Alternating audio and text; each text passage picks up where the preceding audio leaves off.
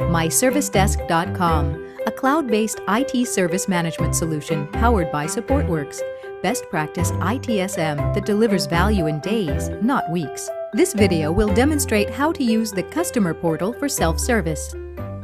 Let's take a look at MyServiceDesk.com from the user perspective by logging into the self-service portal. The moment the user logs in, they're presented with information that's relevant to the services they subscribe to. Here on the right, we can see the request summary and the number of active calls.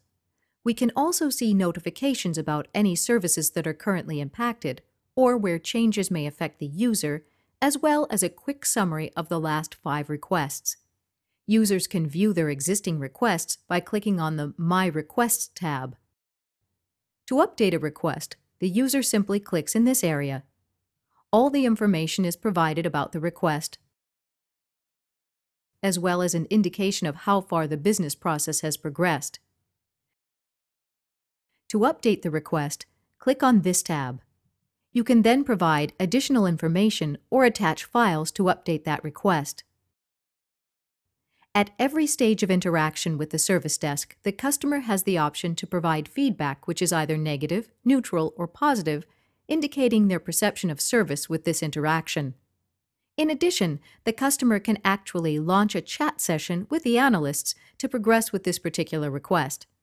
Now, let's take a look at some of the services that this customer is subscribed to. By clicking on the My Services area, all of the services that the customer is currently subscribed to are listed here. There are additional services that the customer may not have subscribed to. In this case, we have a remote connection, and the customer can choose to subscribe to that service should they wish. Favorite services are contained within this area. The customer can easily request new equipment by simply raising a request. The New Equipment wizard then walks the customer through a series of configurable questions and answers that indicate what type of service they are requesting. In this case, we are requesting an Executive BlackBerry Storm. We may want Fast Track Delivery or Standard Delivery. And you'll notice service costs, should you choose to display them, are calculated here.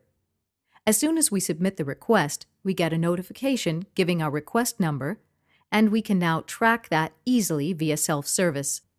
Certain requests may require authorization by managers, so I'm just going to log out and log back in as a manager, and now we see a different view with a summary of calls for this business unit manager. In addition to my requests as a manager, I can view requests from my team, and I may also have authorizations that I need to approve. Let's, for example's sake, take the last request logged by Anna, and we can now see the stage of the business process that this is at.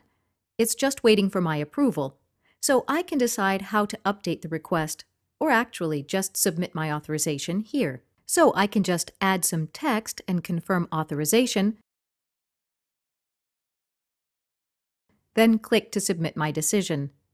That decision is now applied, and the call has actually been updated. If we log out and log back in again as Anna, we can see that last request here, and on the business process details, we can now see that the manager has approved it. The equipment request has been received, and the IT teams are now sourcing the requested equipment. As soon as that equipment arrives and the work has been carried out, the remainder of this process can actually be completed.